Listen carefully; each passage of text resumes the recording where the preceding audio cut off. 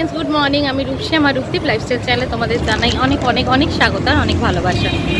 তো রাস্তা দিয়ে হাঁটছি মানে কোথাও যাচ্ছি, অবশ্যই যাচ্ছি হচ্ছে মেডিকেল কলেজে দেখাতে। তোমরা জানো আমার শরীর খারাপ, ডাক্তার দেখাতে যাও। আমি ভেবেছিলাম ভিডিওটা এখন অন করব না, আমি একেবারে মেডিকেল কলেজে গিয়ে রাস্তায় একটু আওয়াজ হচ্ছে, তোমাদের হয়তো শুনতে কষ্ট হবে। মেডিকেল কলেজে একেবারে গিয়ে তারপরে ভিডিওটা অন করবো ভেবেছিলাম। তো এটা হচ্ছে ফায়ার ব্রিগেড, এটা হচ্ছে ফায়ার ব্রিগেড। তো আমি আমাদের ওখান থেকে বাসে উঠলাম, মানে অটো করে এলাম বিডন স্ট্রিট, ওখান থেকে বাসে উঠলাম। আমি বাসওয়ালাকে বললাম যে আমি মেডিকেল যাব, তো উনি বললেন হ্যাঁ, বাসওয়ালা মানে কন্ট্রাক্টর। আমি উঠলাম, তারপরে টিকিট কাটলাম, বললাম যে একটা মেডিকেল কলেজ। আমি একবারও বলিনি যে 10 টাকা বা 20 টাকা বা 15 টাকা টিকিট যেরকম লোকে বলে, একবারও বলিনি। আমি বলেছি যে মেডিকেল কলেজ। উনি আমাকে যথারীতি 10 টাকা টিকিট কেটে আমার হাতে ধরালেন। এবার যখন এমজি রোডের কাছে এলো, বাসটা ডান দিকে ঘুরে যাচ্ছে। আমি ওনাকে বললাম যে কি হলো, বাসটা ঘুরিয়ে দিচ্ছেন কেন? মেডিকেল কলেজ যাবেন বললেন তো। এবার বলছে না আমি তো বলিনি, আমি বলেছি যে এটা হাওড়া যাবে। আমি তখন বললাম আমি আপনাকে টিকিট কাটলাম, আমি ওঠার সময় বললাম। তখন আমাকে উনি বলছে এমনকি বাসে যে বাস লোকেরা আছে, ওনারা বলছে হ্যাঁ উনি তো হাওড়াই বলছে। তা আমি তো জানো যে তোমরা যে কজন আমাকে চেনো ভালোভাবে, তর্ক করার মানুষ আমি নেই, আমি পছন্দ করি না। খুব গোনা কজন মানুষ আছে, 2-3 জন বলতে পারো, যাদের সাথে আমি তর্ক করি, মানে যারা আমার খুব নিজের, যাদের সাথে আমি নিজের বক্তব্যটা রাখি। বাকি সবার সাথে আমি যেখানে সেখানে নিজের বক্তব্য রেখে নিজের মুখটা ছোট করি। তো যাই হোক, তারপরে এবার আমাকে ওখানে বললেন যে না আমি বলেছি, যথারীতি তর্ক করলেন। আমি আর কিছু বলিনি, আমি নেমে গেলাম বাস থেকে। তো ভিডিওটা অন করার উদ্দেশ্য এটা ছিল যে রোজ তোমাদের বলি না যে তার এক সেকেন্ড রাস্তাটা ক্রস করে নি, যে এটা হচ্ছে জোড়াসাঁকো।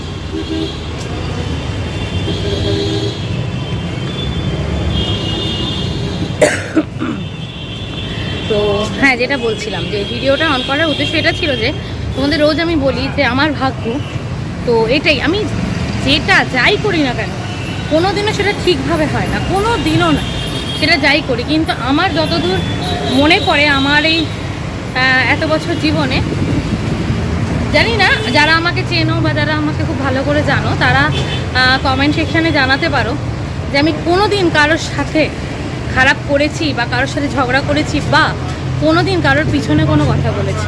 আমি কোনো দিন এরকম কাজ করি না, এরকম পছন্দও করি না। আর তা সত্ত্বেও ওতে কেন এরকম আমার সাথে হতেই থাকে কনস্ট্যান্ট, আমি জানি না। যাই হোক, চলো, খুব খারাপ লাগছিলো আমার, মানে লিটারেলি চোখ দিয়ে জল এসে যাচ্ছিলো। মানে এখন অনেকটা যেতে হবে আমাকে হেঁটে, আর একদমই হাঁটতে পারছি না, তো কষ্ট হচ্ছে খুব, শরীরটা খুবই খারাপ। যাই হোক, চলো, কিছু করার নেই, যে কপাল, যা লেখা থাকবে তাই করতে হবে। যাই, এবার গিয়ে কতক্ষণ লাইন দিতে হবে, কী করতে হবে জানি না, যাই করবো। তোমরা তো থাকবেই সঙ্গে, তোমাদের সাথেই সময় কাটিয়ে দেবো।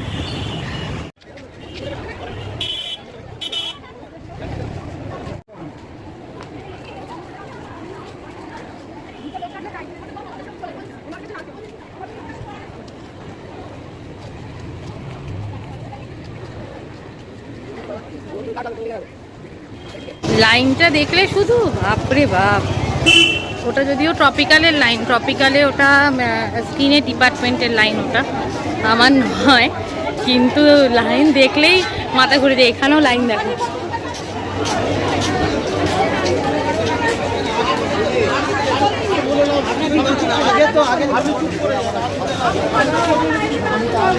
হসপিটাল মানে এরকম লাইন। এবার আমি যেখানে টিকিট কাটতে যাচ্ছি, যাওয়া যাক, দেখা যাক সেখানে কিরকম লাইন।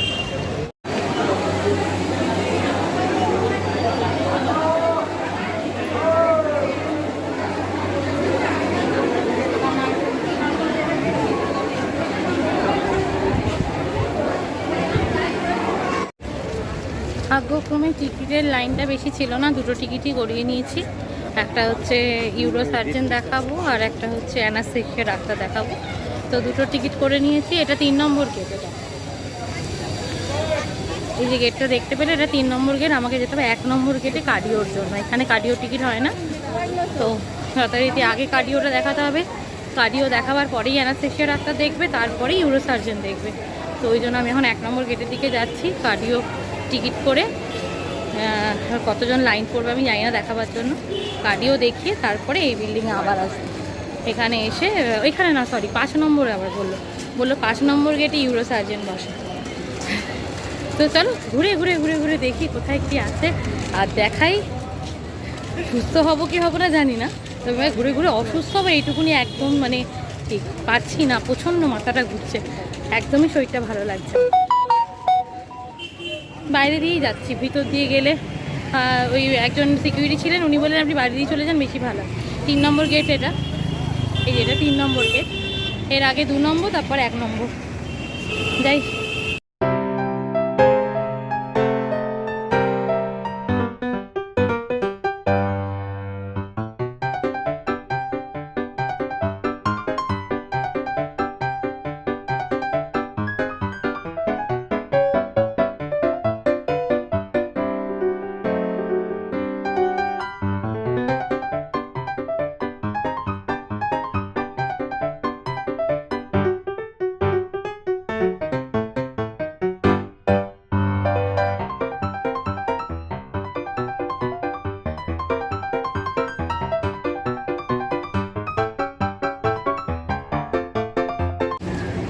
কটার সময় বাড়ি ফিরবো জানি না, মোটামুটি 200 জন 300 জনের লাইন আছে।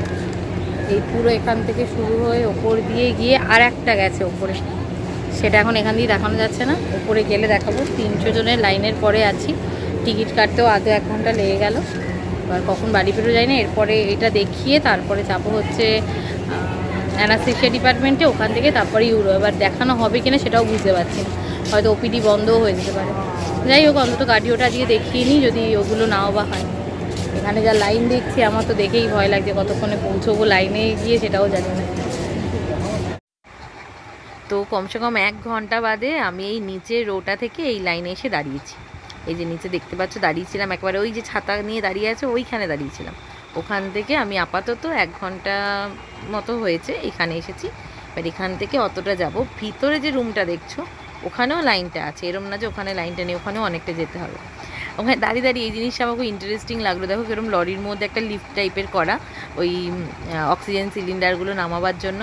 আগে যখন দেখতাম তখন দেখতাম নিচে একটা মোটা সেই চামড়ার পেতে দিত, আর ওপর লরি থেকেই ওখান মধ্যে জোরে জোরে ফেলতো। আর এখন এটা নতুন সিস্টেমটা দেখে বেশ ভালো লাগলো, ভালো তোমাদের সাথে শেয়ার করি। অনেকে হয়তো দেখেছো বা অনেকে দেখোনি, আমার জন্য এটা নতুন ছিল। তো এরমভাবেই ওরা কি সুন্দর লিফট করছে, মানে একটা সুন্দর এর মধ্যে লাগিয়ে নিয়েছে। দেখো কি সুন্দর সিলিন্ডারগুলো ওপরে চলে গেল আবার। এই লোকটাকে আমি ওখানে যতক্ষণ ছিলাম ততক্ষণ ধরে দেখছিলাম যে ইনি এরমভাবে ফলা সিলিন্ডারগুলো নামাচ্ছে আর খালি সিলিন্ডারগুলো তুলছে। মানে আমি ওখানে ছিলাম বলে বলতে পারছি, মানে কীভাবে যে উনি ঘামছেন, কত ওনার কষ্ট হচ্ছে আমি বুঝতে পারছিলাম। যাই হোক, দেখো আর এই এতটা লাইন বাকি আছে, ভিতরেও আবার লাইন আছে। তো আমি অপেক্ষা করছিলাম কখন ঢুকবো, আর কমসে কম 2-3 ঘন্টা পর আমি ঢুকেছি। এই যে এখনও এই কজনের লাইন আছে, ওই যে কার্ডিও বহির্বিভাগ লেখা আছে ওখানে আমি দেখাবো। যেটা হচ্ছে বলছিলাম তোমাদের ভাগ্যের বিষয়। তো এই যে ভাগ্যের বিষয়ে দেখো, আমি একদম প্রথম নাম্বারে এসে দাঁড়িয়ে গেছি। মানে আমি চাইলে ঢুকে যেতে পারতাম, বাট না, আমাকে আরেকবার দাঁড়াতেই হবে। তো এটাই আমার কপাল, এটাই আমার ভাগ্য। তো যাই হোক, সব ছেড়ে দিয়েছি ভাগ্যের উপরে। আর এবার আমি দেখিয়ে নেবো ডাক্তার দেখানো হয়ে গেছে। মানে জাস্ট গেলাম, প্রেশারটা ডাক্তার মাপালো, প্রেশারটা হাই আছে, উপরে 148 আর নিচে 99। তো যাই হোক, প্রেশারটা হাই আছে, ওটা মাপলে মেপে কি একটা লিখলেন মনে হয়, মেবি ওষুধ কিছু লিখলো, প্রেশার দিয়ে ছেড়ে দিল, বললে এবার গিয়ে দেখো। ওইটুকুনির জন্য আমাকে 4 ঘন্টা লাইন দিতে হলো। কিন্তু আমি এখন এতই শরীরটা খারাপ লাগছে যে আমি আর পারছি না যে অ্যানাস্থেশিয়া ডাক্তার দেখাতে। আর আরেকটা ডাক্তার ভুলে যাচ্ছি, সব ভুলেই যাচ্ছে, মাথা ঘোরাচ্ছে। আর কিডনি ডাক্তার দেখাবো আর কি। তো ওটা আমি ভাবছি সোমবার এসেই দেখাবো, আজকে আমি আর পারছি না। আমি যাতে একটু জল নেবো বলে এখানে এলাম, জল খেয়ে এবার বাড়ি থেকে রওনা দেবো। আর পারছি না, শরীর দিচ্ছে, বাধ্য হয়ে বেরিয়ে যাচ্ছি। মানে লিটারালি আমি আর পারছি না, আমার এত শরীর খারাপ লাগছে। সেই জন্য আজ আর ইউরো ডাক্তার দেখানোর টিকিট আমি করে নিয়েছিলাম, কিন্তু আমি একদমই পাচ্ছি না। 2টো বাজে, এখন গিয়ে ওখানে যাব, লাইন দেবো। হয়তো এখন লাইনটা একটু কমই থাকবে, কিন্তু আমার শরীর একদম খারাপ লাগছে, আমি পারছি না। ওই জন্য আমি একেবারে সোমবারে আসবো। সোমবারে ইউরোলজি বসে, অ্যানাস্থেসিয়া দেখিয়ে ইউরো দেখিয়ে ওই দিনে একেবারে দেখিয়ে নেব। প্রচণ্ড রোদ, ছাটা পড়া রোদ, মানে মাথা ব্যথা ঘোরাচ্ছে। আর ওই অতক্ষণ লাইনে দাঁড়িয়ে না শরীর আমার একদম খারাপ লাগছে, আর পারছি না। বাড়ির দিকে যাই এবার। হঠাৎ করে হয়তো স্টিল ছবিটা দেখে তোমরা ভাবছো এটা দিয়েছি কিছু কথা বলবো বলে। তো তোমরা যে ভিডিওটা দেখলে এটা কিছুদিন আগে আমি গেছিলাম ডাক্তারের কাছে, তারপরে আমি অ্যানাস্থেসিয়া আর ইউরোসার্জেন দেখিয়ে এসেছি। তো ওনারা আমাকে 21 তারিখে ডেট দিয়েছেন, 22 তারিখে ডেট দিয়েছেন যাওয়ার জন্য, মেবি ভর্তির জন্য, যে তোমার অপারেশন করতেই হবে। তো এবার ভর্তিটা হতে পারবো কি পারবো না সেটা তোমাদের আমি ভিডিও করে অবশ্যই জানাবো, কারণ ওনারা বলেছেন যে সোমবার বা বৃহস্পতিবার, মানে 22 তারিখ হচ্ছে সোমবার, ওই সোমবার বা বৃহস্পতিবারে বেড খালি থাকলে ওরা ভর্তিটা নেবে।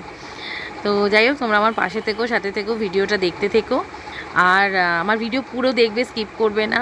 আর সবাইকে সাহায্য করো, আমিও সবার পাশে থাকবো, তোমরা আমার পাশে থেকো। আর ফলো করে দিও চ্যানেলটা, যারা ফেসবুক থেকে দেখছো, যারা ইউটিউব থেকে দেখছো, তারা সাবস্ক্রাইব করে দিয়ে পাশে থেকো। একটা কথা বারবার বলি যে তোমরা পাশে থাকলে আমিও অনেক দূর এগোতে পারবো, আর আমিও তোমাদের পাশে থাকবো, যাতে আমরা একে অপরকে সাহায্য করে এগিয়ে যেতে পারি। তো সবাই ভালো থেকো, টাটা।